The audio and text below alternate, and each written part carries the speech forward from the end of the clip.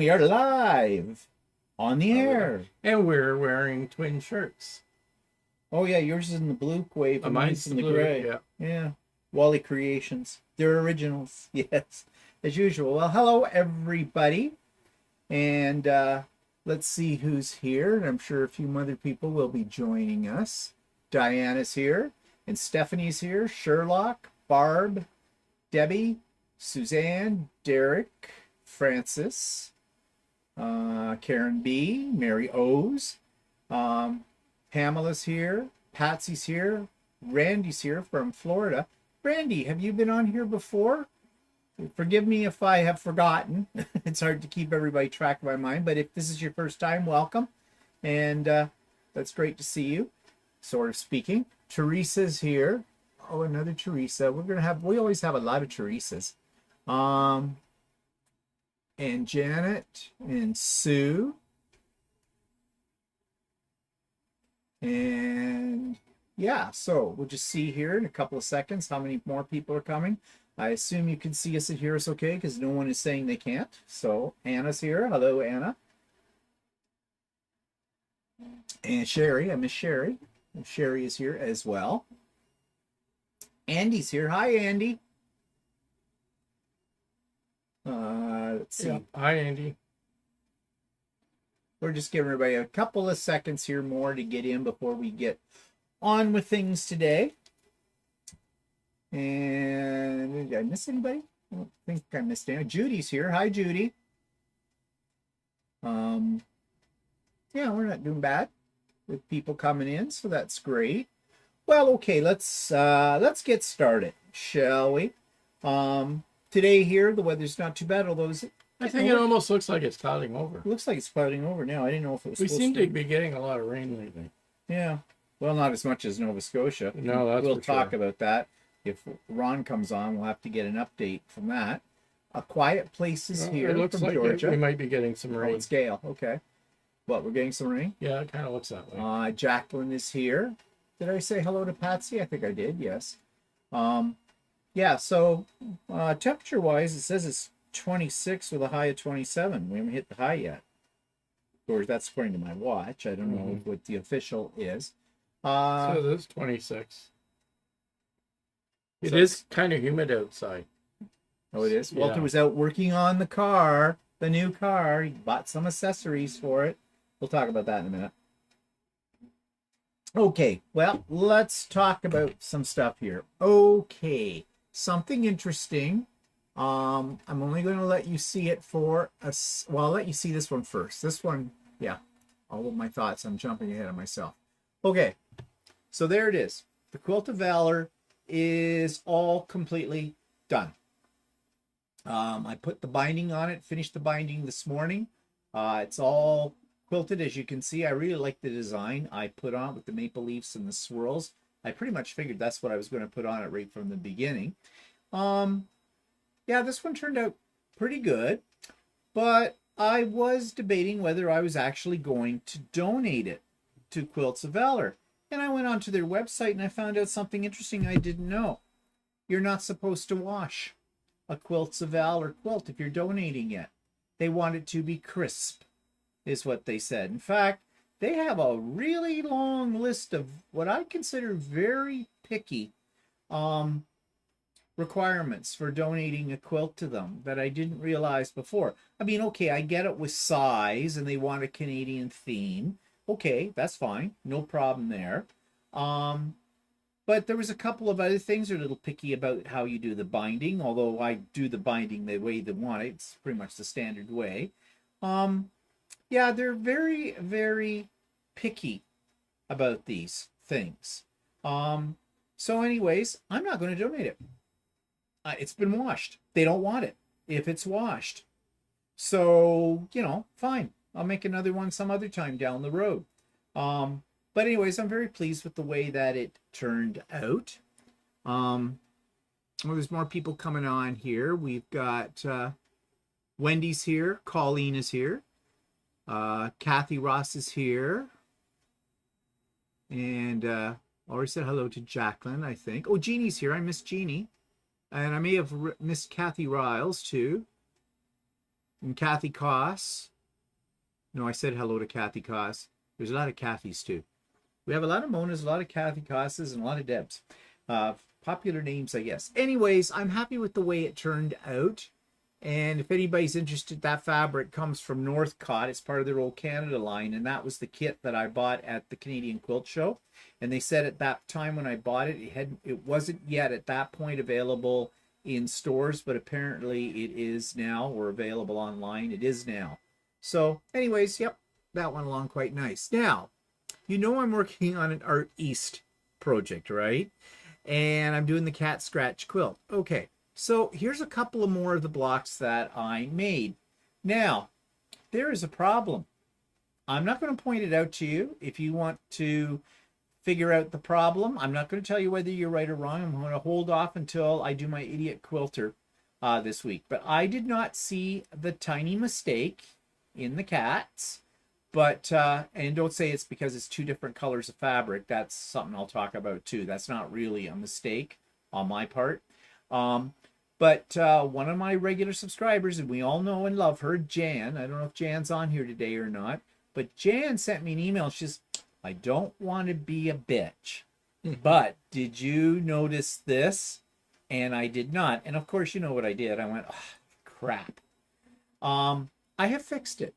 This is not the corrected version. This is the one with the mistake. And in fact, she found it in one of the kitties. I found a mistake, a little different mistake, in the second kitty as well.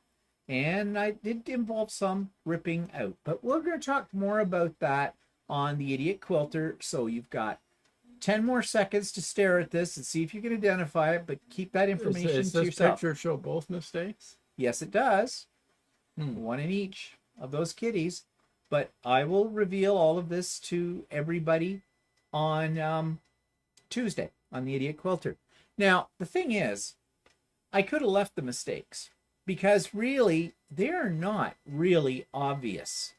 Walter's studying it like anything right now to try and figure it out. I already pointed it out to you. I know one, but I can't see the other one. Well, we'll talk about that later, but we're not going to talk about it right now. So, yeah. The Art East kits are kind of fun to do, but there's a lot of cutting because there's a lot of little pieces.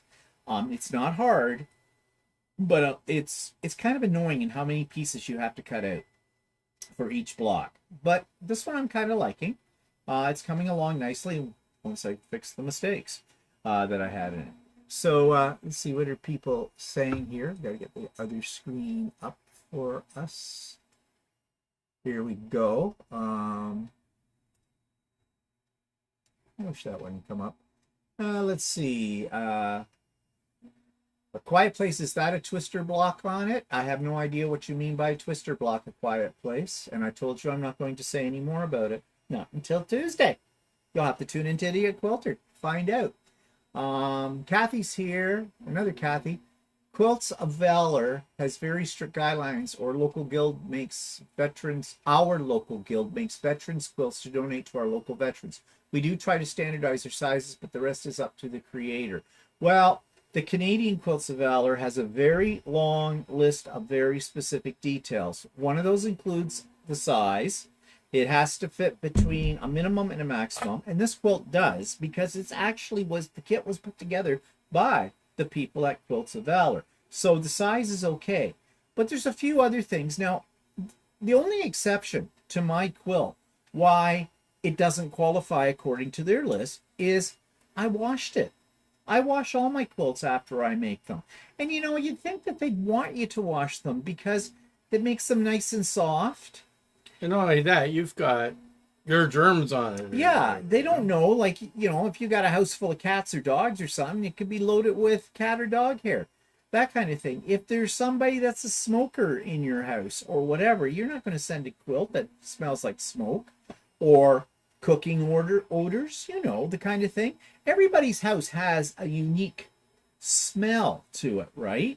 And sometimes those smells are a little off-putting as well. We never smell it on ourselves because we're too used to it, right? But they don't want it washed. They want it to be crisp. Well, I don't understand that, the reason behind it. Set it on fire and it'll be crisp. Yeah, it'll be very crispy. It kind of annoys me because this is a charity. I mean, yeah, you don't. I mean, the charity doesn't want something because they're giving it to veterans. You know, they want your best foot forward. They don't want a piece of crap. I get that. That's I fine. mean, it's okay to have standards, but I mean, some like that one seems a little weird. But anyway, Yeah, but I didn't read that beforehand. So now we have a gentleman that lives next door to us that I know is or may still be. I'm not sure what his role is in the military. Um, I don't know if he's seen any action, if he was shipped overseas or anything, or if he's had just an office job. And I'm really not sure how to find out without actually asking them. And like they might wonder, why am I asking? I mean, they're neighbors.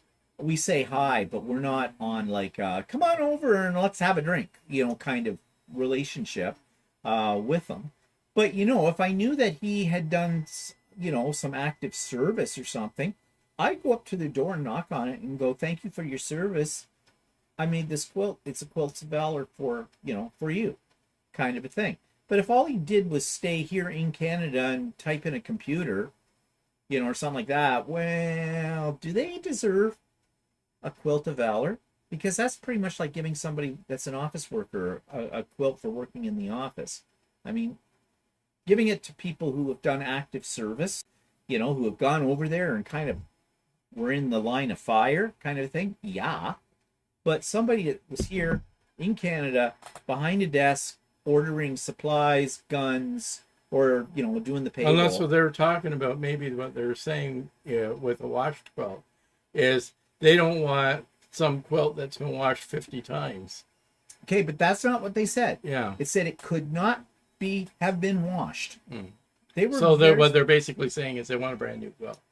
But it is a brand new No, quilt. I know, but that's what they're inferring. I think that's why they want it unwashed, because they want it guaranteed that it's a brand new quilt. I don't know, but Okay. it's a little bit off-putting.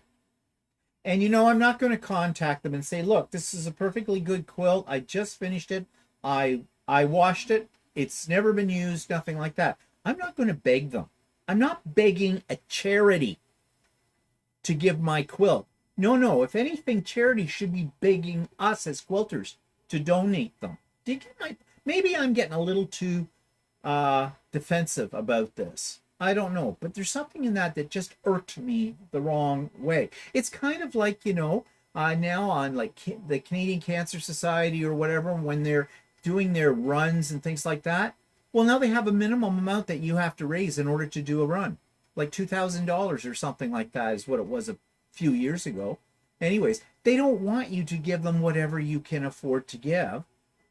They want a set amount of money. Well, I'm thinking, excuse me, you're a charity. It's a donation. Shouldn't any amount? And some of them want you to pay a fee to get in too. Yeah. Like, okay. And of course, we know with a lot of those charities too, sadly that it is, they have a great deal of overhead. People get paid for that. And, 60 to 70% of what is donated does not even go to where it's supposed to go. It goes to maintenance of their administration fees. And if you don't believe me, look it up.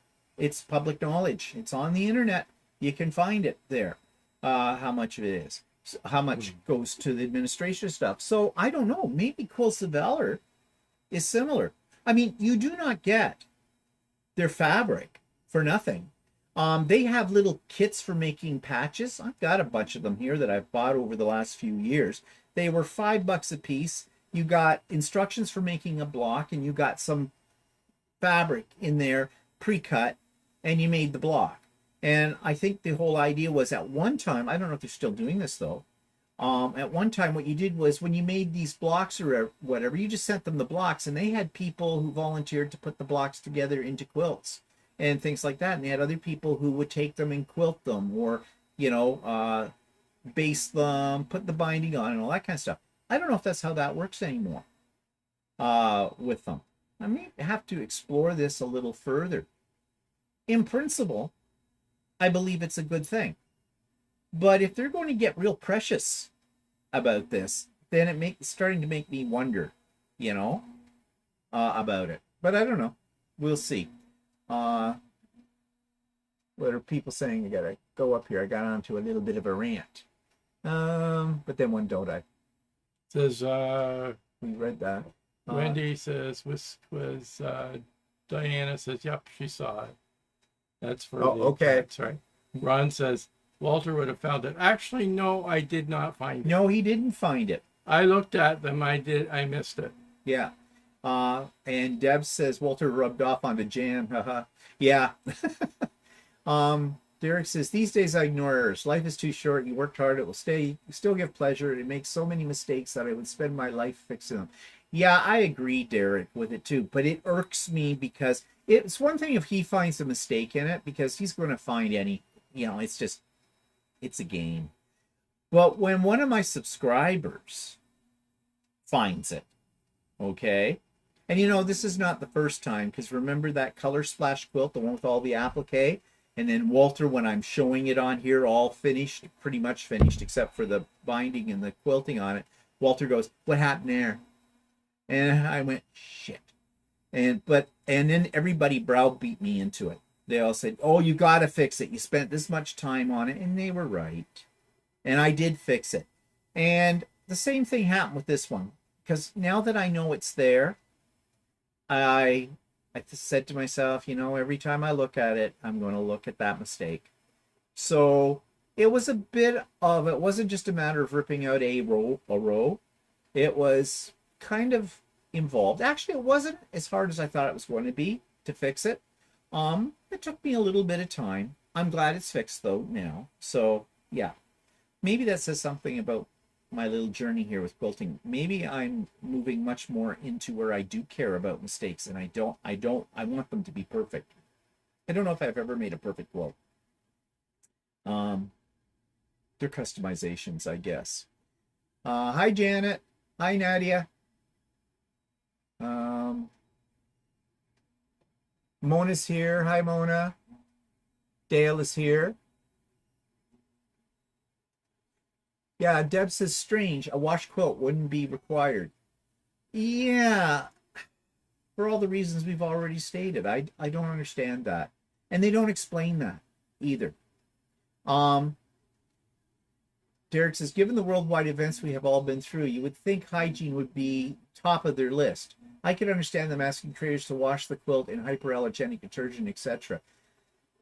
Yeah, or maybe giving some specific instructions for how to wash a quilt for the first time, just to make sure, I mean, most people who have been quilting for quite a while know exactly what to do.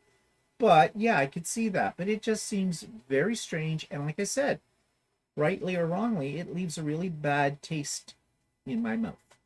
Barb says, maybe ask another neighbor who might know him. Yeah, I don't know if they hang out with any of our neighbors. Yeah, I don't know. We don't know. I think he, like a lot of Canadians, he has what they call he's a military career. Yeah. So they get paid. Yeah. Well, So- Jacqueline says, Stephen, they still serve. They give their time. Okay, this might be very controversial to say this. But do they? If you're not sent overseas or into the battlefield or to be a peacekeeper like most of our Canadian troops are and stuff like that, if you're not in a assigned to a war-torn country and that kind of thing, if you're here at home in Canada, behind a desk, behind a computer, and even though it's military, you are being paid a wage. It is a job. It is a job. So Yeah, like, I mean, they're not. I know that the guy next door, he's not volunteering. No. It's part of his it's career. it's his And we career. know another guy. Actually, we know another guy that did the same type of work. He worked for the military, and he gets a pension now. Yeah. So Now, I know there's a difference between how Americans feel about their military, people who serve in the military, and the attitude that we as Canadians have. We are not as, and I don't want to make this sound insulting to Americans, we're not as rah-rah about the military kind of thing, okay? It's not in our nature to be that way. But that also has to do with history. You know, American history is very different from Canadian history. You know, how, you know, I mean, let's face it, the country of the United States, okay, was born out of conflict and war. Canada, not quite so much. Yes, there was war with Americans, but we won. Uh, I just like to get that in there. It's a different vibe. Okay. I don't know. I really don't know. I don't want to get too much into it because I know I could ruffle some feathers here, like when haven't I before? But Like, I mean, if you're in the military in Canada, you voluntarily enter it. But but I don't know. If you get sent off to war, do you get paid for doing that? yes, I think so. yes, you do get paid for it. They pay them, but that's on a whole different level Yeah, and kind of a thing too. Um, I'm sure you don't get paid a lot. no, they're not making a fortune. That's for darn sure out of it. It's not the kind of job that a lot of people would. Oh yeah, I want to do that. But like I said, this kind of can explode into all kinds of things. And I don't want to get into that.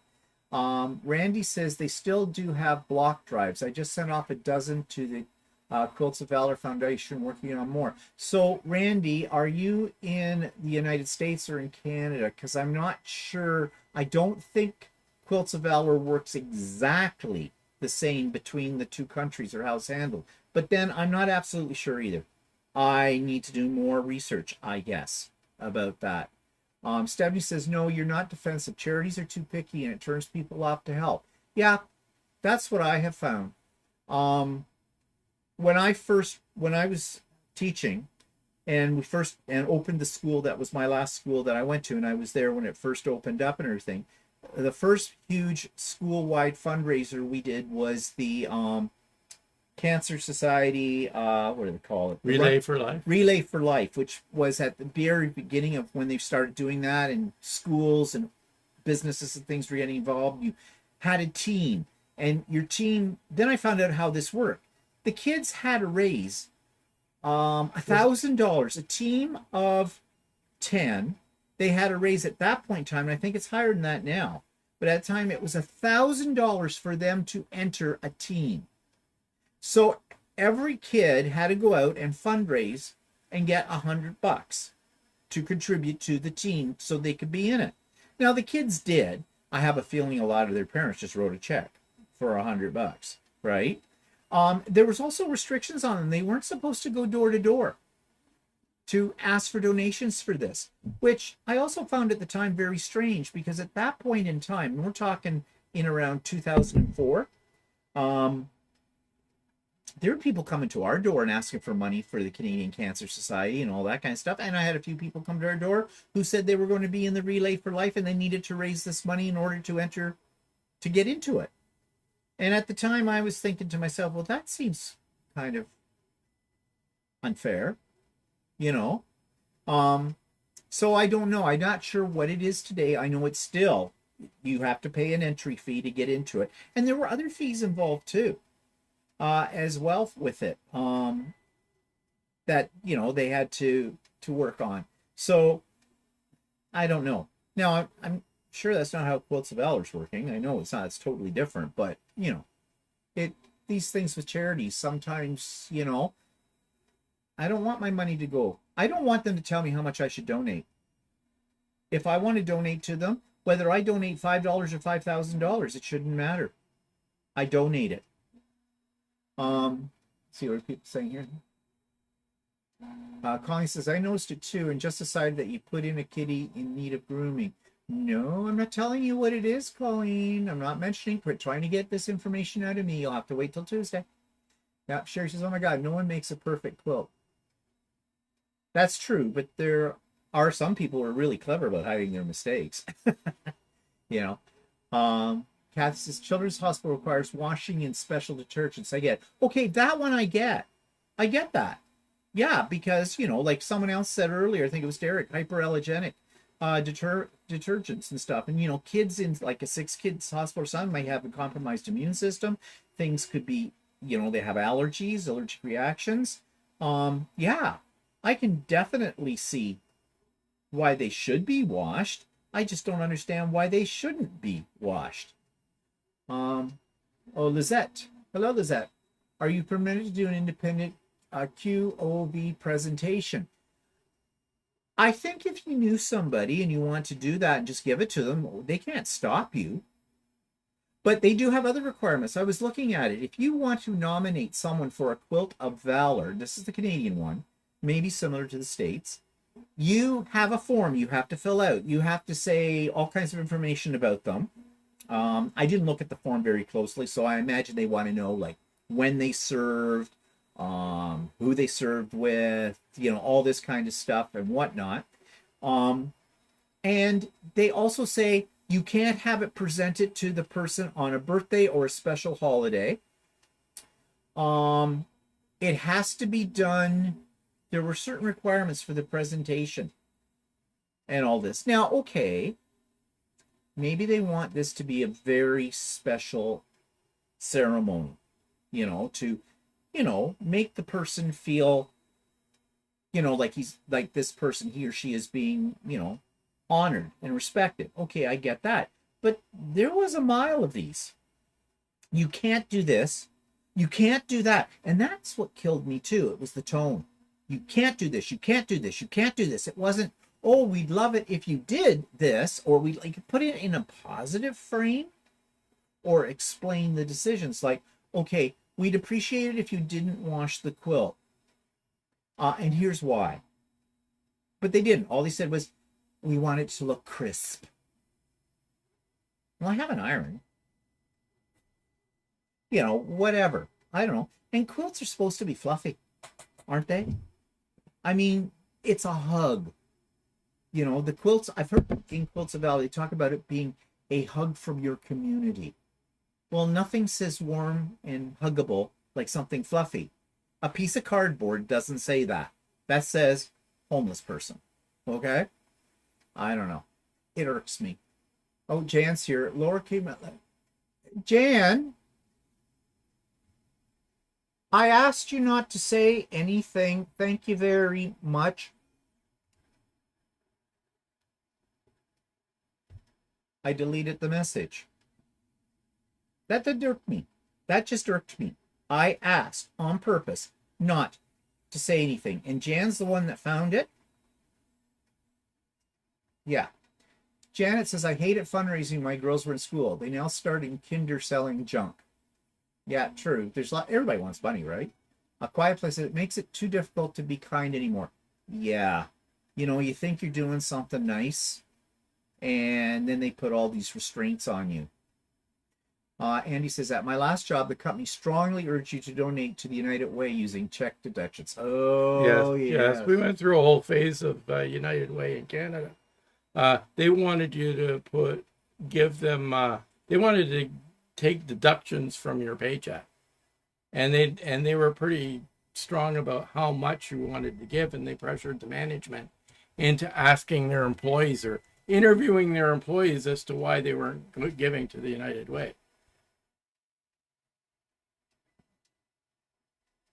And so eventually it got to the point where they were making so many demands on the company that the company ended up stopping supporting United Way, and a lot of other companies had stopped supporting United Way. And the last I looked at United Way in our area, they don't support as many charities as they used to. And one charity one group they do not support, or they didn't, I don't know if that's changed, is the LGBT community. So I'm definitely not giving my money to something so and then like there that. was another thing too with them, in that they were making demands on the people that they were giving money to. They were saying things like, all your charity has to come from United Way. You can't go out and fundraise on your own. So a lot of the charities left United Way because they still wanted to fundraise on their own, and they weren't getting enough money from United Way to support them. So it has diminished greatly in our area anyway. Yeah. So, and when I first started teaching, the principal, they had this thing about donations out of your paycheck. Like every month, we got paid by the month. When I first started teaching, there would be a certain, you would pledge a certain amount to automatically deduct it from your paycheck before you even got your paycheck. And the principal would drag you into his office and ask you how much you were going to donate. That was, what do they call that? Coercion. Coercion, yeah. With it. And I remember being dragged in. And I mean, as a new first year teacher, you're a little bit afraid of the principal, right? But I stood my ground and I said, I don't think that's any of your business. Thank you. And I think the principal at the time was a little taken back by that. And then I left. I wasn't going to be dragged into that because it was not a mandate by the school board. They had no right to say that. But as Walter's already said, the United Way here, first of all, I would never give a cent to United Way. They're one of the organizations where the majority of their money goes through the administration and not to... Yeah, and the other thing was controversy started coming up with the number of religious groups that they were donating to.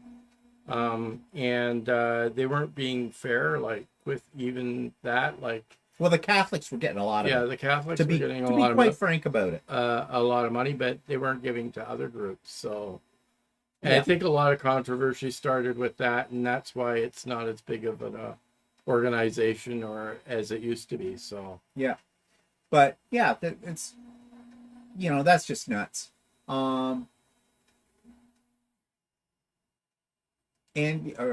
Jacqueline says entry fees required. If they don't raise, they have to guarantee or they pay the difference. Turns me off. Exactly.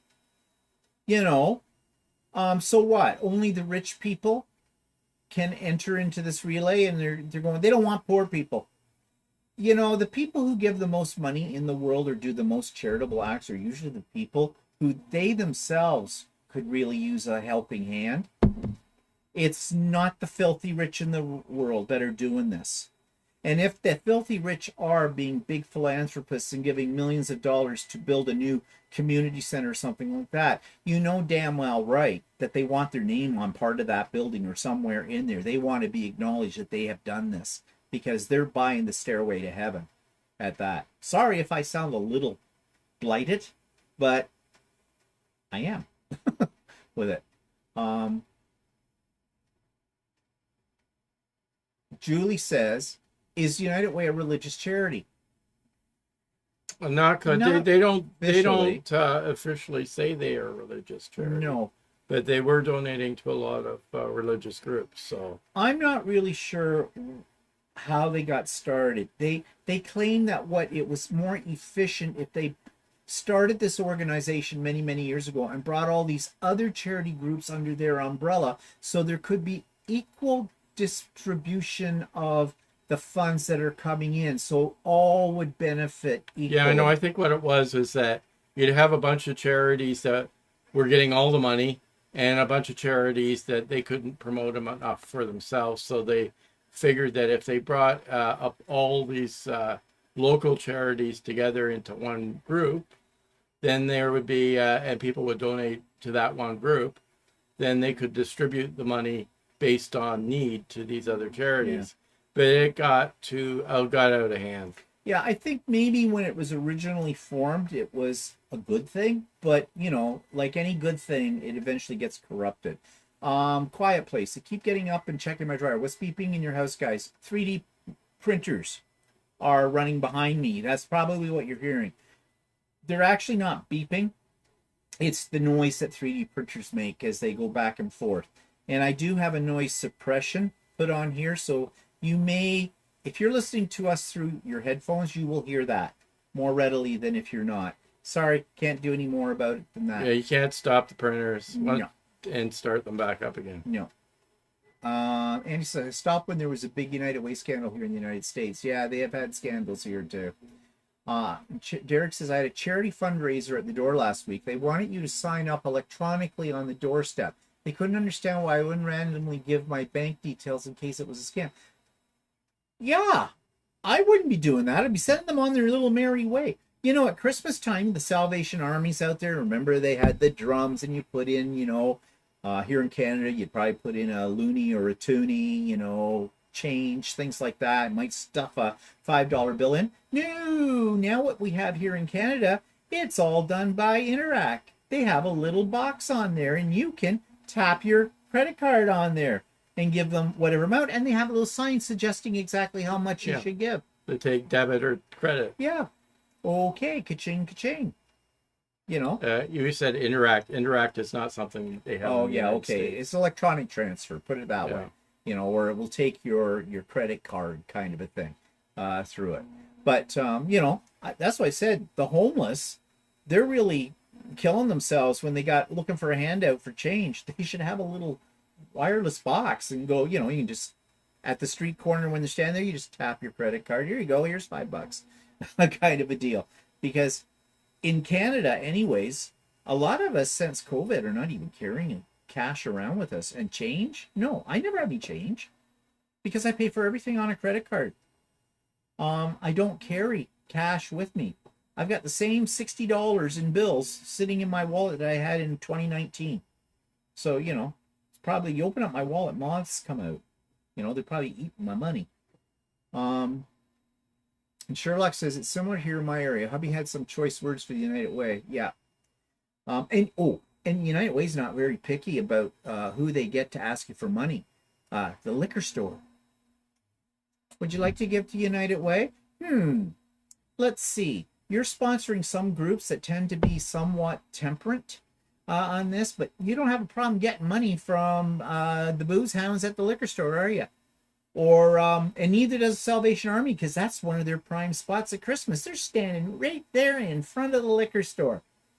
Like, and Salvation Army is a temperance movement. They came out of the temperance times out of it, that, you know. There used to be a song we sang when I was a cub leader. Salvation Army, stick a nickel in the drum, save another drunken bum. It's probably politically incorrect now, but it's Salvation Army. I don't care. So what else out? Patsy says we had a list of the charities that we could earmark to receive donations. It got to hundreds on the list. Yeah, well, then you got the whole thing. Who do you give to, right? Marilyn says huge United V.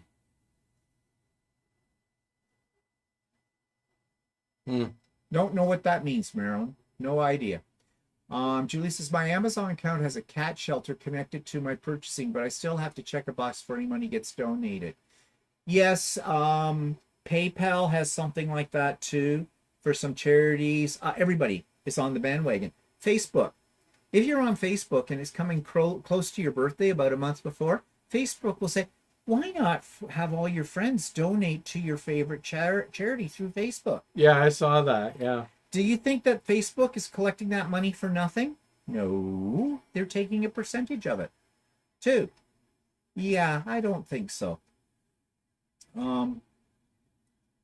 Sherlock says any donations I make is done quietly and with cash if possible.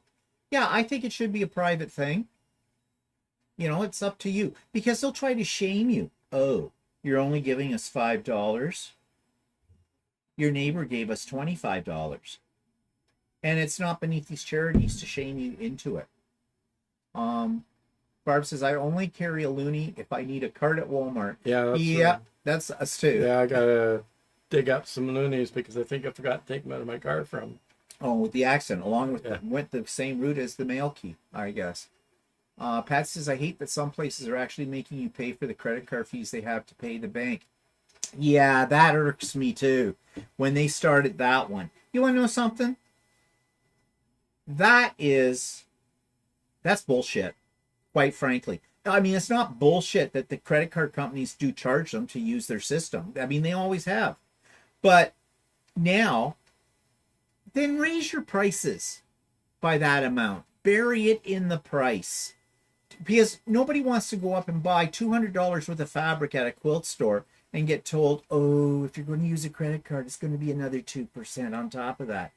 No. In fact, if I walk into any quilt store that should ever do that to me, I will walk right back out and leave the stuff there and go, sorry, I'm not dealing with you. I know it costs some money to do it. Put it in your prices then so I don't see it. I can handle that. But to have another surcharge on top of it all. I mean, there's a place here that we go to that we actually pay with our debit card as opposed to our credit card. We call it the Broken Food Store. It's called Nearly Perfect or something like that. It's basically kind of a liquidation store for stuff that, you know, didn't sell off the shelves. It's still okay. It's edible and everything. It's nothing wrong with it. But you get it at a little bit cheaper price. And so we'll often go in, take a look and see, oh, and sometimes you get some real good bargains, like huge jar of Hellmann's, or not Hellmann's, it was Miracle Whip for a ridiculously low price with it. But if you use your credit card, they charge you 2 or 3% more. If you use your debit card, which is basically a direct withdrawal from your bank account, they consider that cash, so they don't charge you. So, yeah.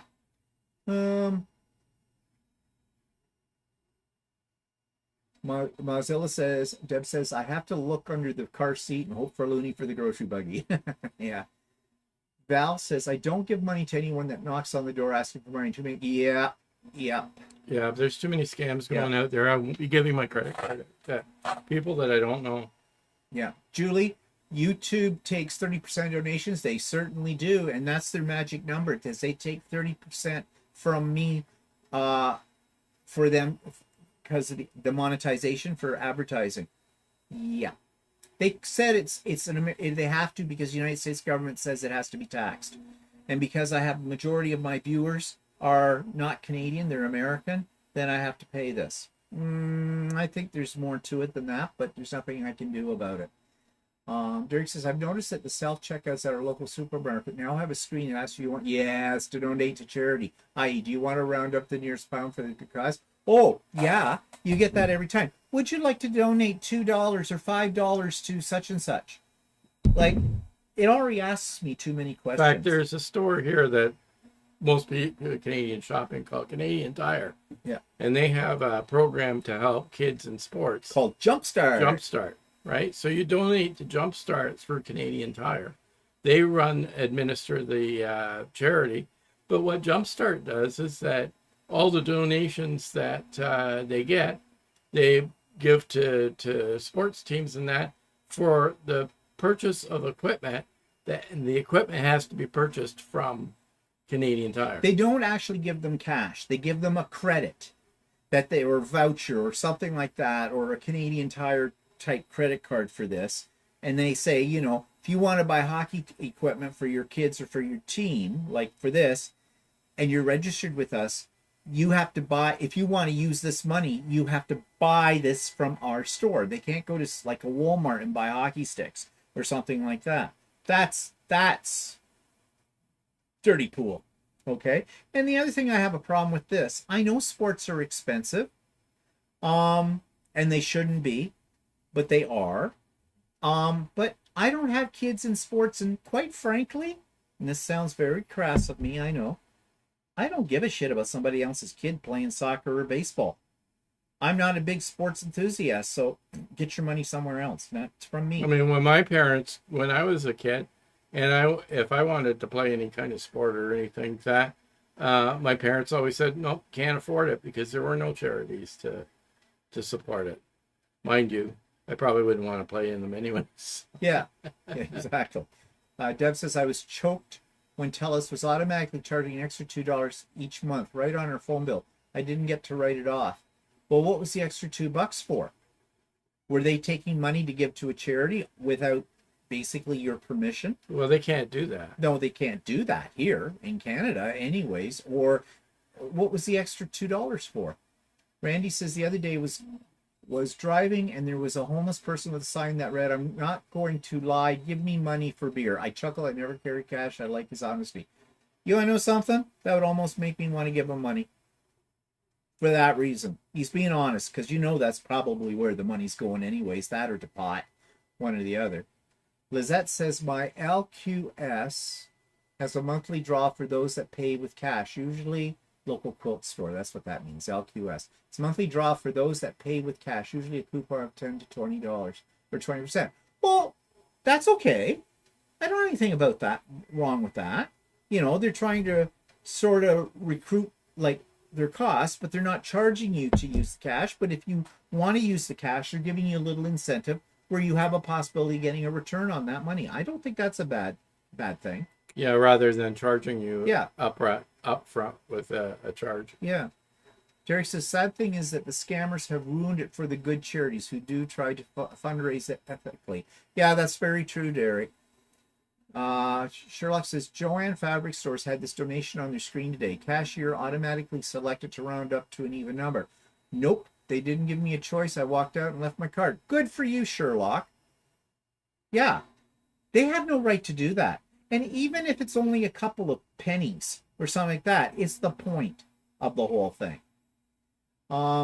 Stephanie says, I love when you go to a takeout place and they ask for a donation and a tip.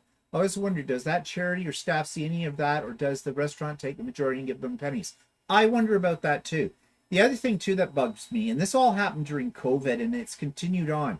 You go, like, okay, if you go to a sit-down restaurant where someone comes to your table and waits on you, yes. I mean, you really do have to tip. You know, it's the polite thing to do unless the service sucks really bad. Okay? But you go into a Subway, all right? Like a you know what I mean by a Subway. Everybody knows a Subway, sandwich shop kind of thing. Or, you know, a place, an over-the-counter kind of place, like McDonald's or something like that. I don't know if McDonald's is doing it or not, but other places do. And if you pay with your credit card, it automatically comes up and it starts at 18% for a tip on most of them. Like, no, I do not. You did not wait on me. You went over to a rack, picked up a wrapped up piece of dead meat, and put it in a bag. No. If I'm at a fancy restaurant or someplace I'm sitting down, that's a little different. Okay? You're waiting on me. You're being a servant to me. So, yeah, then I tip. And when I am in a restaurant and it defaults to 18 or even 20% in some cases, because the old standard used to be 15% in Canada for a tip, depending on the restaurant, I will hit the other button, which you have to hunt for, and they'll stand over top of you too in some of these places. They're intimidating you with the tip. They can watch me all they want. I hit the other button and then I put in then it allows you to put in your amount, and I'll put in 15%.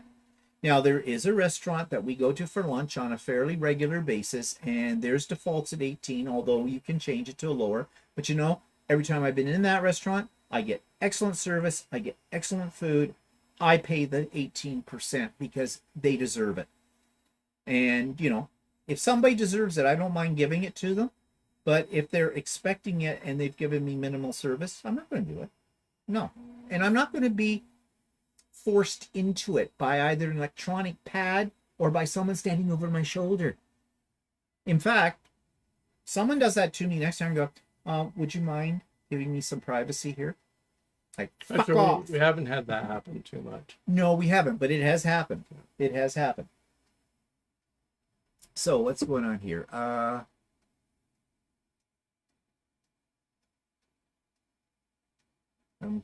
behind. Where did we leave off?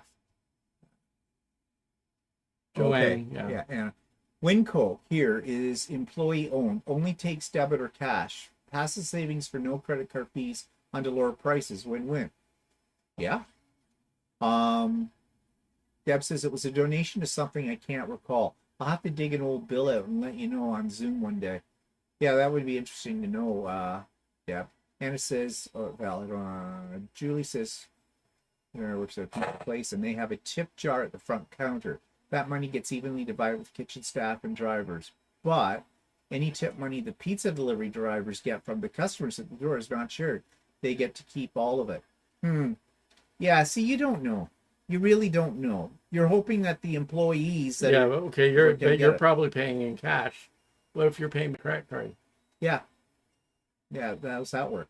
Well, we've had pizza delivery, and actually we ordered it online, and on the online app you can add a tip to it as well for whatever. I don't tend to go that route because for the reason that Julia said.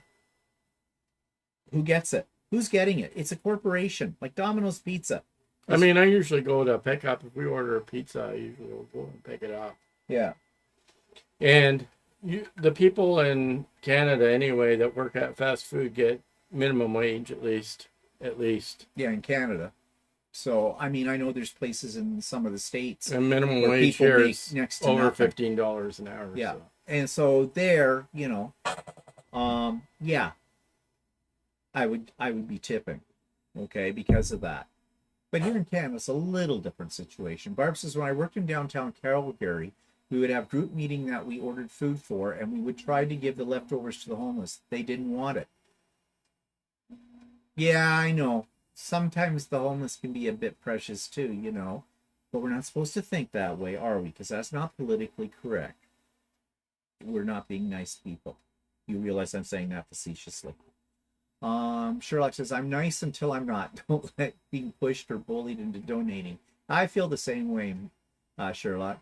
Some restaurants now have robots that deliver your order to your table. Okay, so have you ever been to one of those, Patsy? Because what I'm wondering is, what do they do about a tip? Robots don't need tips. Was it someplace where you go and order the food at the front, like McDonald's, and then the robot brings it over? I don't know. I have never seen one of these. They have one in Toronto, apparently. Do they? No. Derek says, I got a shock when I was in America and the server went away with my credit card and still had to sign the bill. Never happens in the UK. And we have, oh shoot, I lost my screen here. Just a second. Oh God, that just bounced all over the place. Where was it? Yeah, it was here's never happens in the UK. We pay by contactless or chip pin at the table, even for tipping. Yes, we do that here too, Derek. We don't have it where they take your credit card and present you with a bill that you have to add a tip to the bottom to, or whatever. I don't know. We haven't been in the U.S. since in a long time. Yeah. But last time we were there, well, that was about 8 or 9 years ago. That's exactly how it worked. But here, they always have a point of sale terminal they bring to your table. Yeah, and Julie says most of the restaurants during and after COVID around me just bring a styrofoam box and make the diners box up their own leftovers. Yeah, it used to be they would do it in a lovely little foil packet with a little swan head or something like that. But you want to know something? Actually, that doesn't bother me that they do that, because I know then what's going in the box and I'm the one that's handling it. It's my food. Somebody else hasn't touched it, and I don't know about, they have standards, of course, you're supposed to follow, but do they? Or if you pissed them off or whatever, they didn't like you, did they spit on your leftovers and then boxed it up for you? I think I would rather box my own. Yeah. With that kind of thing. Sarah says, Patsy, okay. Derek Scott says most states have where you pay at the table. Florida's like that. Yeah. Oh,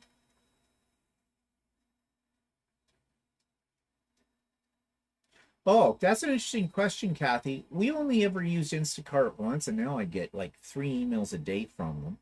And that was way back at the height of the COVID business when I tried it. Do you tip extra for Instacart deliveries? I don't know. Because I can't remember what we did with that. Other people here might know.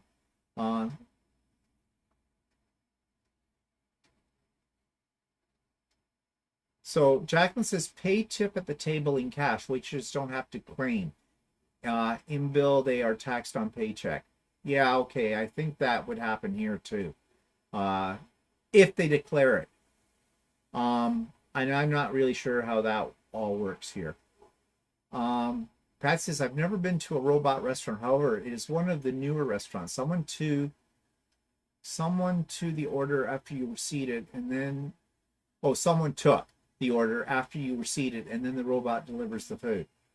But I'm still wondering then what the tipping policy would be for that kind of thing. Yeah, but that sort of sounds like almost like takeout. All they're doing is delivering it to your table. So. Yeah, your table. It's by a robot as well. Stephanie says our local Mexican restaurant has a robot that delivers the food. It tells you what slot your order is in, and tells you to remove your plates from the tray, and plays mariachi music. Okay, but are you tipping the robot? I don't imagine so. Lizette says, I prefer to tip with cash. That way I know the server receives the money. Or sometimes when I used to work in a restaurant, and we're talking 40 years ago, Or longer. all the tips were supposed to go into a jar, and then they would dole it out evenly at the end of the night.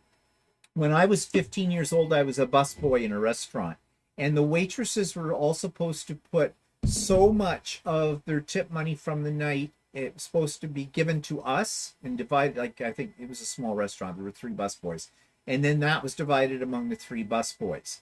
But I know for sure that some of the waitresses did not put in their fair that's share. happened to me too when I was doing the busboy thing. Yeah. And of course, I was 15 years old, so, Yeah. you know, what did I know? And in some ways, these were waitresses. They weren't making a lot then. I mean, I'm talking 50 years ago. More than 50 years ago. That, you know, they probably were trying to support a family. So, you know, I didn't know any difference. I was a kid.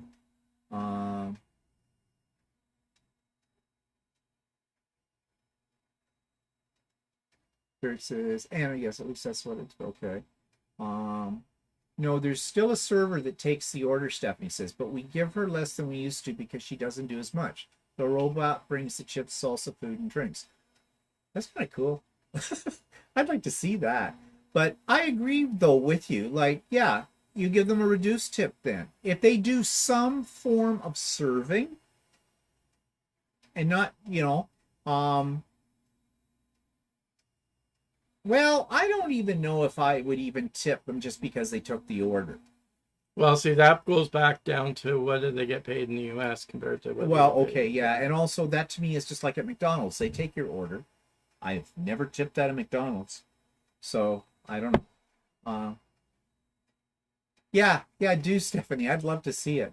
And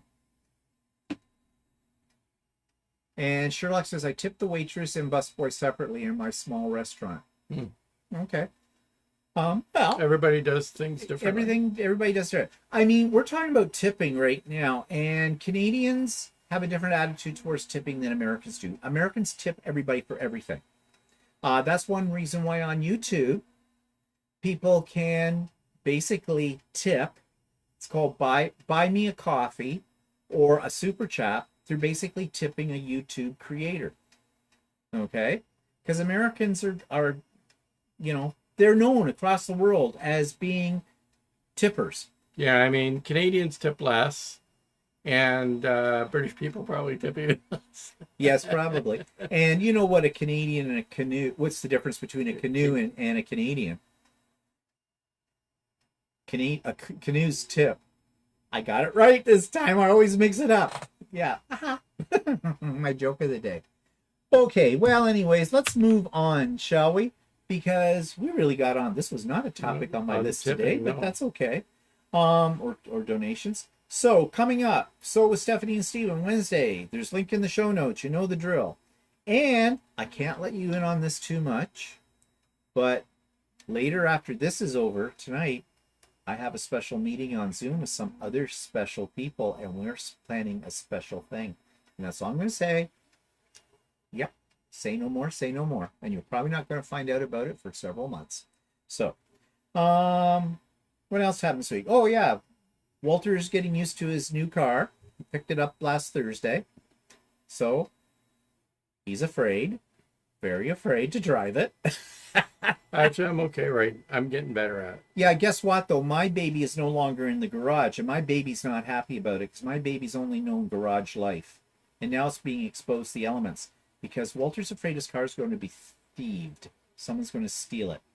So he's trying to learn how to drive his car without scraping the mirrors off. Oh, has he ever done that before? Yes, on mine. I'm just saying. Whatever. No, I'm learning how to park in the garage because I wasn't used to parking in the garage. Yeah. But, yeah, I've been directing him. I stand at the front of the car, and I need those things, you know, the airplane people use. They'll tell me the sticks, you know, this way, over this way, over this way, over this way, over this way. I said, paint lines in the Actually, garage the floor. bumpers have what is it, not indicator, sensors in them that tell you're too close or something. Oh, do they yell at it and go, "Hey, Yeah, asshole, you're I scraping get your car"? a yellow, an orange, and a red means you're way too close. Well, I would say at that point, yeah, you're way too close. Like you're probably or dragging across the wall. I don't know. But his car makes this sound because it's a hybrid. So it's part electric, part gas. So when he backs it out of the garage, it's almost a religious experience because you stand there like this and listen to it. It goes, it sounds like angels, a choir of angels on there. It's because it's running on electric to back out. Usually, didn't today. The engine started. No, out. I know that was. But weird. anyway, when you back out, and but it makes the noise to alert people because otherwise it's quiet. Yeah, So. it sounds like angels because it says, "I'm about to run over you, and you're about to see the angels in person if you don't move." You know, kind of a thing. Oh, and we're discovering all kinds of other fun things in the car. Walter's been reading his book, finding something new every day. There's so many buttons on this car. But it is a nice car. I discovered the other day the passenger seat, well, the driver does this too, but it's all powered.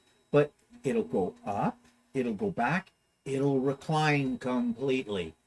Now I have a bed in the car while he's driving. I never go to sleep when he's driving. I don't want to. Kind of thing. I have a button that'll keep me in the lane. I haven't tried it yet. It'll keep me in the lane. You might want to start using that. With it real quick. Lizette says, "Do you have a rear view camera?" Does he have a rear view camera? I have a rear view camera washer too. Yeah. It's kind of gross. We saw a video about this, and it spits water on it. It's kind of rude, actually. Oh yeah, this car's got everything in it. Yeah, I'll never drive it. I'll tell you that right now. Actually, it doesn't even spray water on your windshield when you're using the windshield wipers. It comes out of the windshield wiper itself. Yeah. So yeah, it's got everything. But now we're afraid it's going to be stolen because it's one of the top cars for thieving. And there's a lot of theft in our area for cars. So that's why he's keeping it in the garage. But you're looking into getting a system that's actually, there were a lot of cars being stolen in Montreal the last couple of years. So a Montreal group has started a system up for tagging the cars. They're basically a type of, they're sort of like, what do you call it? They're sort of like air tags, but they're not. They're ones that can't be detected. So they put them all over your car. So if it gets stolen, you call their number and then they track it for you. No, Marilyn, this isn't one of those kind of electric cars. It actually charges itself. Walter has. Well, no, it's a hybrid. So it's not a plug-in hybrid. It's just a hybrid. So what it does, it has a battery. It saves energy into the battery, and the electric motor runs it. The engine basically charges the battery, and then the electric motor runs from the battery. And they work in conjunctions to give you better gas mileage. But it isn't all electric, and it's not even a plug-in hybrid. So it just uses gas. That's it. It's got an engine and a battery in it. So. Yeah. Now, Quiet Place says, "My husband hung a red ping pong ball from a garage ceiling, aimed for that, touch the center of the windshield, and stop. We're straight." Yes, actually, when I used to have when my baby was in the garage, we had something similar to that too. Walter hooked up a thing with a ball on the end of it, and then I knew, because our garages are very short, so you don't have a lot of room, Yeah, it's a 2-car garage, but it has 2 doors. And so you have a pillar in the center. So you but be before careful. you start, that's for the sideways thing. Yeah. But we're talking about front end and back end. Yeah. So yes, we did that, and the string is still there. I mean, I've been parking it for so many years in there. I knew exactly where to put it, so I was used to that. But yes, I was thinking of that the other day, that we should put a tennis ball or something on the end of that string again for you. But Well, it's, mind you, the string's still there, so yeah, I know, just hang yeah. the ball. Well, I guess the string, you could just do with the string, I suppose. But the problem is the width of the garage, as Walter says, is a two-door thing. And And this car is wider than my old car. It's wider than your car. it's a little wider than mine, but I still Yeah. think you can get it in without pushing the mirrors into. Yeah, I'm just pushing the mirrors Yeah. in for precaution. Yeah. There may be karma involved in this. Just saying. And yeah, Ron says all new cars come, he thinks, with the rear view. Yeah, I Camera. think they're pretty Yeah. much standard these days to have rear view cameras in it. My car is a 2008. It has a rear view camera as well. It's this. What's behind me? Mine's manual, old school. Yeah, with that. So Ron, we were going to mention too, and I see Stephanie, and I'm going to get Stephanie's question here in a second. Ron, how are you guys doing out there? I sent you an email yesterday, and I got a reply from you. But for anybody who doesn't know, Nova Scotia's been flooded. They just got all burned out. Now they're being flooded yesterday. So Ron, how are things going on in your area? Now Stephanie says, so I know why it's Walter's fault, but how did the doctor hurt you? Inquiry wants to know. Wow. First of all, you know I do not like doctors. I do not like hospitals. I do not like dentists. I don't like anybody that's going to poke and prod me and try to tell me I need this, that, and the other thing when, you know, if it's not broke, why fix it? Kind of a deal. They scare me. So, you know, I've been having problems with this arm, right? Which actually right now is feeling pretty good. Because I, you know, opened a jar of Cheese Whiz and something went pop, and I don't think it was the jar lid at the time. And that was way back in about the tail end of March, first part of April. And I've had a fair amount of pain with that, but it's been getting progressively better. But Walter says to me last week, I think you should make an appointment with the doctor. So it took a week to get the appointment because, you know, doctors. So we went in on Friday, and I got in there, and so she goes, ooh, haven't seen you in a while. And I went, I know what's coming. She's going to want to do all kinds of horrible things to me. So she says, so what can I do for you today? And I said, well, I'm having this problem with my arm. Walter made me come in. I think it's getting better. Told her the whole story. She made me do this, made me do that. Does that hurt? No. Does that hurt? No. Does that hurt? Yes. Then don't do that. You know, back and forth. It was fine. I said to her. So she says, well, she says, I'll make you out a requisition to get an x-ray and an ultrasound if you feel you need it. If you think it's getting better, then hang on to that for a bit. And if it doesn't seem to be getting much better, then you can go ahead and have that done, and we'll deal with it then. I said, okay. She says, oh, she said, in the meantime, she's going to take my blood pressure. She says, are you still taking the medication? Yes, because you didn't tell me I couldn't anymore. And she says, oh, okay, that's good. And she took my blood pressure and all that. And she says, oh, well, that's pretty good. You know, in other words, the medication must be working. My blood pressure isn't extremely out there, but it was more or less, she's a very preventative doctor, and she loves to prescribe pills to you. She's a bit of a pill pusher, also a test pusher as well. And I keep a chart of my blood pressure, so I know what it is from every day on it. In fact, I have 40 pages plus of my charts on this, because she told me to do that back when I first went to her about 5-6 years ago. Anyways, she said, well, that's doing good. Okay, fine. Now she says, oh, and I knew it was coming. Oh, she says, I'll sign a thing. You haven't had blood work done. And she says, you should have a PSA test. Yeah, I knew that for the blood. They do it through blood test, right? She says, yeah, she says, but it's you'll have to pay for that one. Yeah, because unless you have a condition like prostate cancer or something like that, when they do a PSA test, you don't have to pay for it. Our government will cover it. But if it's just let's just check things to see everything's working okay, no, you have to pay $38 for it. But I knew that anyway, so that's fine. Whatever. So then she says, oh, so I had to have blood drawn. Then she says, oh, you're over 65. Have you ever had a shingles vaccine? No, I have not.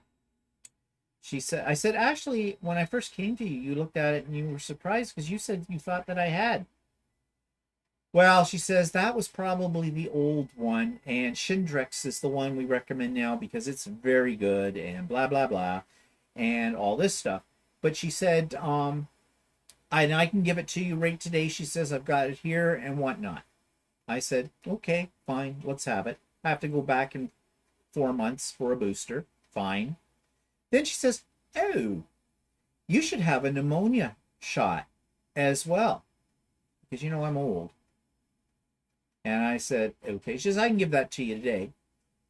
Or she says, there is another one you can have that's a little bit better, she told me. It's an upgrade. But the government doesn't doesn't cover it, whereas the other one is.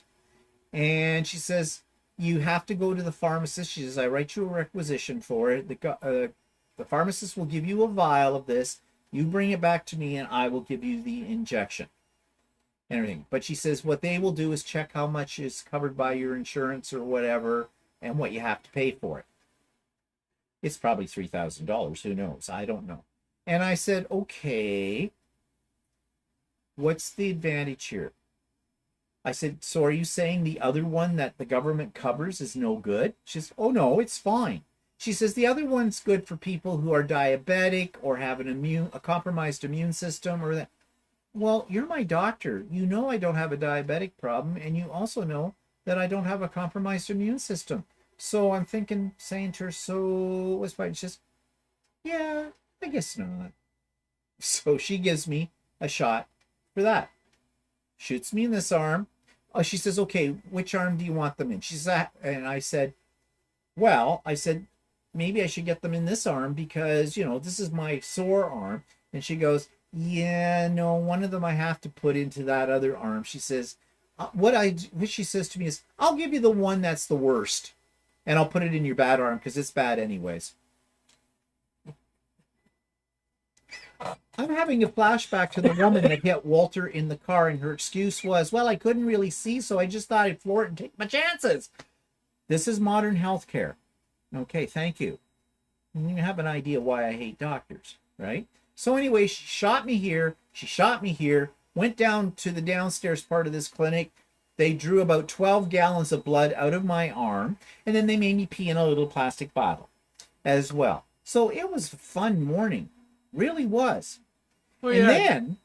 And then she says, oh, you haven't had a colonoscopy in quite a while.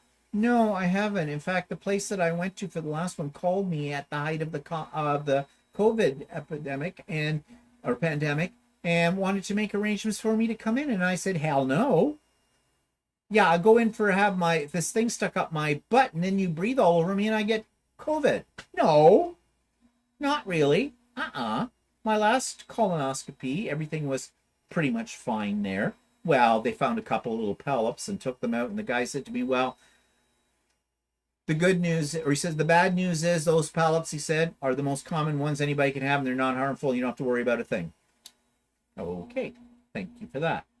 So, anyways, yeah, someone's going to call me for when they can book me for a colonoscopy. She says, it may take a while because people weren't going during COVID. No kidding. No shit, Sherlock. No offense to this Sherlock. So it might take a while. That's okay. Yeah, it is okay. With that. So, yeah. So, my arm swells up from the Chindrax shot. Usually I don't have a reaction to any shots, but like Walter's telling me, because Walter's always good to go to a doctor's office or after you've been to one, because he tells you horror stories. Oh, yeah, when they gave me that, I grew 3 sizes bigger than I really am and almost exploded. Thank you for the reassurance. So actually, it's still a little tender at the site of the injection, but my arm was sore. Now, it's feeling pretty good today. So, yeah, Walter hurt me. The doctor hurt me, and Walter knew that, and he giggled all the way home because he's a sadistic bastard. Anything you want to say about that? She did tell me, though, as soon as I sat down and I was saying about my arm, that she says, you can move it this way. And that's just, yeah, it's not your heart. I wasn't even thinking about my heart. Thank you for putting that scare into me, too, as well. You're just a cheery woman. Thank you so much for all this. The only thing she could have added to the whole thing was, yeah, and you're fat. You need to be on a diet. Yeah, well, you're ugly. I can always lose weight.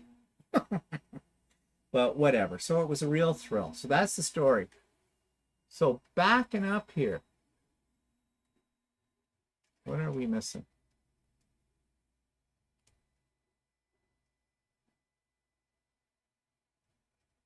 Yeah, okay, what's that? Oh, come on. I hate Max. Well, you got the stupid box up there. Well, I don't know how it got up there. Never mind. Yeah, it's always my fault. Bite me. I'm just trying to catch up.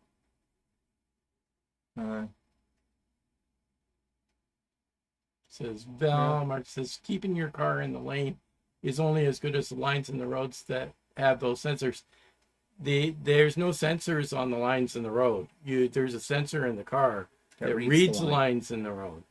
And it did say to have a disclaimer that if it's raining really bad or it's adverse road conditions, it may not be able to see the lines on the road. Yeah, Derek, I'm the same way as you. I'm afraid to drive Walter's car because of all the bloody buttons. I don't like driving somebody else's car anyways. Yeah, well, in Canada these days, there are probably very few cars that are manual anymore. Almost all the cars are automatic. Hi, Philippa. Iser, hi, Iser. Hybrids are the best. This generation of hybrids has upgraded tremendously since they came to the market. And they'll only get better, of course, the technology. Margaret, hi, Margaret. We used to call the thrift protection low jack. Yeah, well, apparently... Oh, theft. She means theft. Protection. Low jack. Apparently, what do you call it? Steering wheel locks won't actually protect your car for an extra 15 seconds while the thiever will cut through your steering wheel, right, to get the thing off. And the low jacks are supposedly fairly easily to defeat as well when they're trying to steal your car. These are professional thieves. Oh, yeah. They do it in seconds with it. So it's kind of scary. It really is. Because, they thieve it, even though you've got insurance. You're not getting anything. We know that. And by the way, we still don't know the insurance. What do you mean you're not getting any insurance? Well, you'll get insurance, but you won't get anything. Yeah, you'll supposedly get a replacement car, yeah. Oh, they'll give you a brand new car? No, I don't know. They'll cover at least some of it. How much? I don't know. Well, of course you don't know, because you don't know how much they're going to cover your car for right now. So why are you talking out of the top of your head? I mean, it's not like you get nothing. So. Well, you're not going to get much. Okay, well. Hi, Scrunchions. Oh, Ron says he's good there. I good here. Okay, good to know, Ron. I'm glad you're not drowning. Iser says America has flipped. The weather in the American north southwest is transported to southern Canada, southeastern Canada. Our east coast is now the Amazon, and the southwest is turning into Midwest Dust Bowl. Yeah, but you want to know something? And this is probably a conversation I should not get started right now. They're saying, of course, these are all the effects of global warming. I'm not absolutely sold on that. Yes, I think there's a problem with global warming to a point. But, I also was watching a show where they were talking about anthropology, actually. And they were digging up old bones or something. And we're going through an era. It might last 1,000 years right now. They have a name for it, and I couldn't tell you what it is about this long for it. Like the Ice Age, the Neanderthal age or whatever, Jurassic age, all that kind of stuff. Well, we have an age too. So maybe this is just a characteristic of the age. I don't know. Wait 1,000 years, it'll change into something else. I don't know. Everybody has got this whole global warming thing. And I'm not saying it doesn't exist. I'm just saying that how much of it do we know? How much of it is hype? How much of it is the media and governments getting us all uptight about it? Apparently, Canada is not doing a very good job on their commitment to, zero emissions or whatever by the year 2030 or whatever. We're sucking at that. Well, why are we sucking at it? It's not the average person that's sucking at it, because we're told we can't get plastic bags anymore. But in the grocery stores, you can get a 4-pack of peppers in a plastic bag. All the packaging that's there, that's plastic. But we can't have a plastic bag. No. With that. So what that would suggest is, yeah, they're putting the onus on us as individuals, but they're not putting enough onus on companies, who are really the major polluters in the world. Okay? Let's face it. We're just pawns in the game. Um, Barb says, in Alberta, you have to pay for the shingles vaccine. It costs $150 each. You need 2 shots. Yeah. In Ontario right now, we don't. But who knows? No, it's probably because you're over 65. Oh. You get the Ontario drug benefit. Oh, right. That's and why, yeah. I got the shingles vaccine when I was younger, before 65. And I had to pay a certain amount of money towards it. But my personal drug benefit plan that I got for my company paid for a large portion of it. Well, Isaac says, my doctor made me do the poop in the box during COVID. Ew. We've never had that. We haven't had that one. Ew. It does it count if you use kitty litter? I don't know, like scratch. I've seen a cat do it. Looks easy enough to me. Well, I might be able to bend down. I don't know if I can get back up. Derek says, healthcare access is a massive issue just now. Doctors are striking over pay in the UK just now. Strikes luckily averted in Scotland, but still a nightmare to see a GP, primary care doctor. Yeah, well, it's not much better here. Yeah, either. I know. We're fortunate that we have a GP, but a lot of people don't have GPs here in Canada. No. Sherry says she just got the shingle shot, was sore for a couple of days. Much better than getting shingles. Yeah, geez. Yes. When I had the shingle shot, my arm got really, really, really hot and sore for about 2 or 3 days, and it was extremely painful. And that's the first shot. The second shot, I was worried it would happen again, but nothing happened. Yeah. Oh, hi, Nadine. Barb says you could put a tracker device like the I'm getting a system installed that's actually a corporate system that actually they don't say you should use the, what do you call it, the Apple trackers because Apple tags. The Apple tags, because they can be detected by thieves. They have a device that can find them. But didn't Honda claim that there was some kind of tracking? Well, there's a built-in GPS device in the car that I have, but the thieves know where they are, so they rip them out. Yeah. Hi, Cheryl. I'm getting one system put in that actually I get a rebate from my insurance company for putting it in, and they have various hidden places where they put these trackers, and you're linked to a service that actually will try and recover your car if it gets thieved. So yeah, Suzanne says Ontario covers between ages 65 to 70 years old for both shots. Interesting. So if you're over 70, you have to pay for a shingle shot or a pneumonia shot, because I would think people 70 and up are the ones most in need of having those shots. Now I think they gave my mother's a shingle shot, and she was over 70, and we didn't have to pay. And she had pneumonia shots too every year, and we never had to pay for those. And she was in her 80s, well, late 70s, early 80s. Well, you have the Ontario drug benefit plan, and that's for people that's over 65. So yeah. And I don't think that has an expiry on it. No, it doesn't. Well, it might if you die, but all models of Hondas, Iser says, has been the target for the last couple of years, while other cars are been hit in the converters. Oh yeah, they leave the car, but you can't drive it. Yeah, the catalytic converters. Yeah, there's precious metals in those or something. They strip them from. Well, my car's out in the driveway right now. No one's going to want mine. Mine's a 2008 Honda Civic, although it still looks good, except for just a little minor mirror problem on one side. Am I over that yet? No. Scrunchy says, is the shingles vaccine a one-off, or do you get more than once in your lifetime? I'm not sure. That's no, she told me. I think it's good for about 5 years. Yeah. I think it's good for 5 years. So I'm probably due for another one. Yeah, you probably are. Shingles is awful. My 65-year-old friend caught it a week before she was due to be vaccinated. She has been in agony for months now. Can barely tolerate anything on her skin. A horrible disease. I had shingles many, many years ago, but I had a very, very mild case. And at the time, the doctor said to me, he says, oh yeah, you've got shingles. It was down, where shingles primarily, although they can go anywhere on your body, but the majority of them are down in the girth area of your body. And he said to me, I said, well, why do I have them? like, how did I get this? And he says, well, have you had chicken pox? And I said, yeah, as a kid. And he says, well, you have the virus for shingles in your system. Well, I said, well, what would give it to me? He says, well, if you've been exposed to chicken pox, you've been around somebody that's got them at certain stages of it, it can set it off. Or he says, if you're under a lot of pressure, it can do it. And I said, I'm not working right now. I was on an educational improvement leave.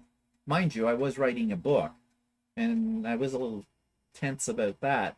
But anyways, I had a very mild case of them, but they were painful as well, but nowhere near as what I've heard some people have. My brother-in-law got them. Oh, he was in absolute agony with them. And I was young when I got them. I was just in my early 30s, and my brother-in-law, when he got them, I don't know, he was in his 40s, I guess, early 40s, something like that. So I guess it's not just an old age thing. So there you go. At 65 and over, they're recommending a shingles shot. Well, what no, about young people?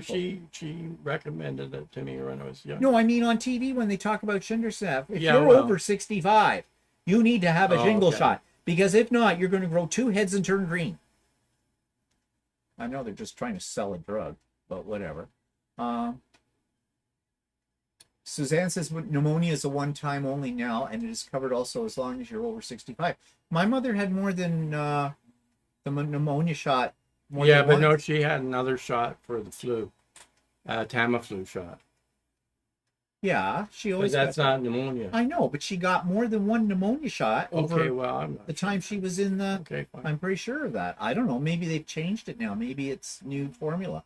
I have no idea. I'm not a nurse. I'm not a doctor. I just play one on TV. Maybe you can put an old people tracker in it. I bought one for my mother with dementia, and she went on a walkabout, and I found her fast. Not a bad idea. Too late in our parents' case. We know where they are. They're not moving. You're right, Stephanie. I am never going to let Walter vent, and there's a reason for that. Because he still brings up stuff that I have done over the years every chance he gets. So, yeah.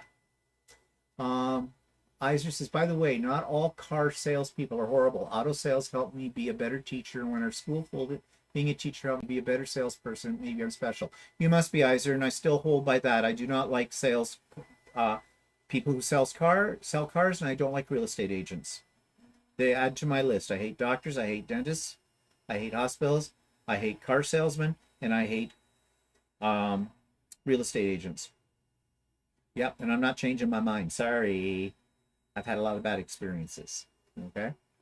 But you might be the exception to the rule, Iser.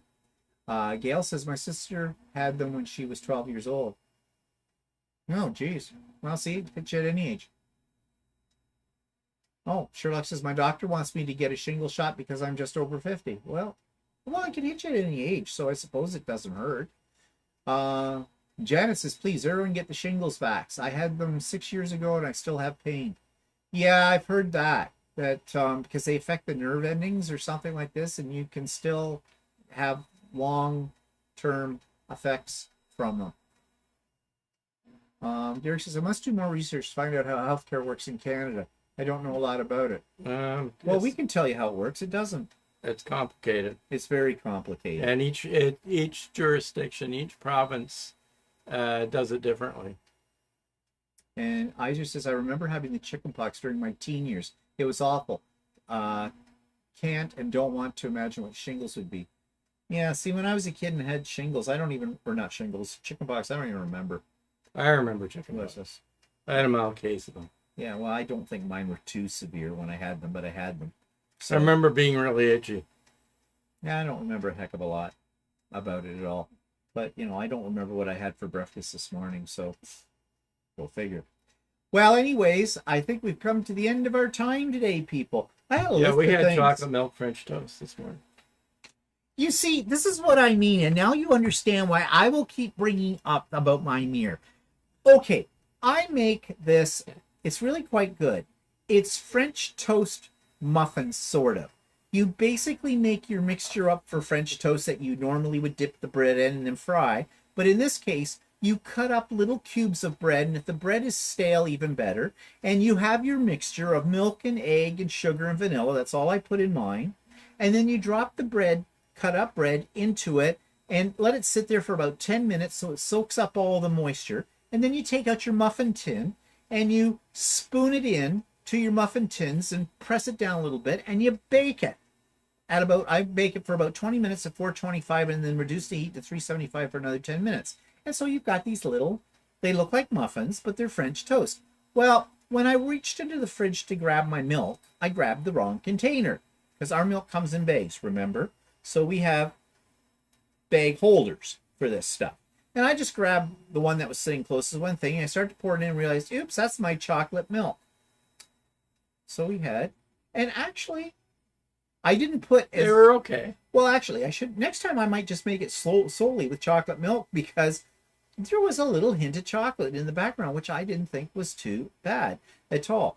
But I caught myself when I was first pouring in. I went, oh shit. And I wasn't going to throw out 3 eggs that were already in the batch and start over. No. I said, I'll just top it up with regular milk. And I did. And it worked fine. Actually, there was another secret ingredient I didn't tell you about and you didn't notice. In that bunch of baguette that was kind of stale that we had in the Ziploc bag in the fridge, there was one piece of cheesy garlic bread in there. And I debated whether to cut it up, but then I thought, well, I don't really have enough here and this I could use this. So I just cut it up and put it in too. It worked. Yeah. It worked. So, you know, basically throw whatever you got. Old pizza crust, whatever. It'll work. It was delicious. Really was. Well, Scott, as Derek says, I haven't seen baked milk since I was a teenager when they trialed it over here. You'll need to show it to us sometime. Well, ask Stephanie about her and Cheryl about their first experience with bagged milk. We made them feel the bag. And when we were out east, you know, with them for the quilt show, we took them to a grocery store and made them feel the Run bag milk. upstairs and get it. Yeah, no, we got to go. Yeah. Anyways, was that Dutch chocolate milk? No, Colleen, it wasn't. It was Nielsen's. It was Nielsen's, but I don't know. Can you get Dutch chocolate milk? No, I don't know. Well, no. No, it comes Yeah, from actually, Dutch again, milk. you get. Remember, I saw some in the Dutch store, Oh, that's and right. they were charging for a liter of it like $5. Oh, that's why we didn't buy it. Yeah. Yeah, a little bit expensive. But anyways. Okay, everybody. Thanks for joining us today. And next week, do tune into the Idiot Quilter on Tuesday to find out about the mistake that Jan found. Jan, do not be telling anybody anything. And we'll see you next week. So, bye, everybody.